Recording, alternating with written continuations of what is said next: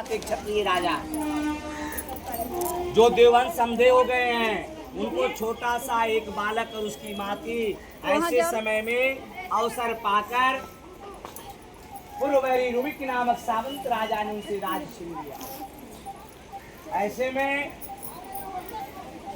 वे धर्मसेन छोटे बच्चे के साथ में हुए अपनी स्त्री के साथ में जाके जंगल में रहने लगे। वन में ही उनका पुत्र जो है बड़ा होकर परम धार्मिक सत्य बोलने वाला है। अतः बैठ के कथा सुन लीजिए तो पूजा कीजिएगा। अभी तुरंत सुन लेती हैं,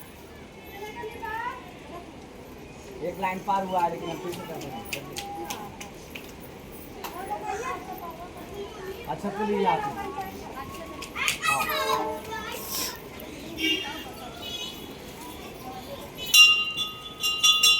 बोलिए विष्णु भगवान की। जब जंगल में गए तो जंगल में ही वो बड़ा होकर के सत्यवान बन गए। सत्यवान बन गए और वह सत्य बोलने लगे। वो अपने मन में हम उनको पति समझकर मैंने मन से वर्ण कर लिया। यह सुनकर के नारद जी बोले कि हे राजन, सावित्री ने बड़ा कष्टप्रद कार्य कर डाला। बाल बुद्धि होने के कारण गुणवान समझकर सत्यवान को वर्ण कर लिया। उसका पिता सत्य बोलता है, माता सत्य बोलती है, वह स्वयं सत्य बोलता है, इसलिए उसका नाम मुनियों ने सत्यवान रखा है। उसको नित्य स्व घोड़े बैठ जाइए। अच्छा फूल ले लीजिए। उसको अभी तुरंत शुरू किया है।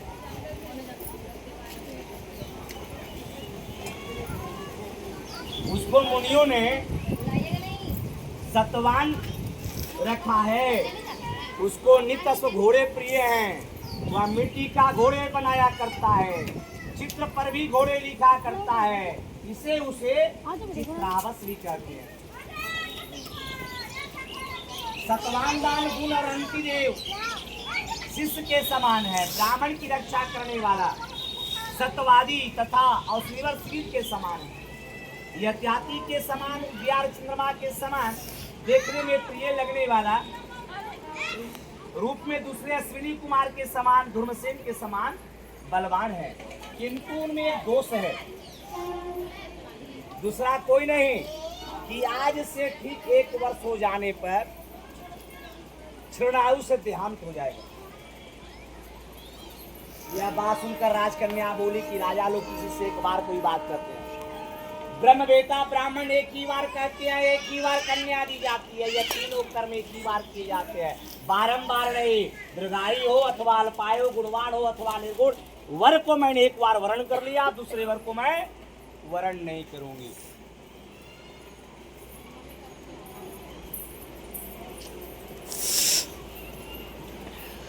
वर को मैंने अब नहीं करूंगी, क्योंकि पहले मन से निश्चय करने के बाद वाणी द्वारा प्रकट किया जाता है, उसके बाद कर्म द्वारा किया जाता है। इसके विरुद्ध कोई कर्म प्रत्येक कार्य में मन को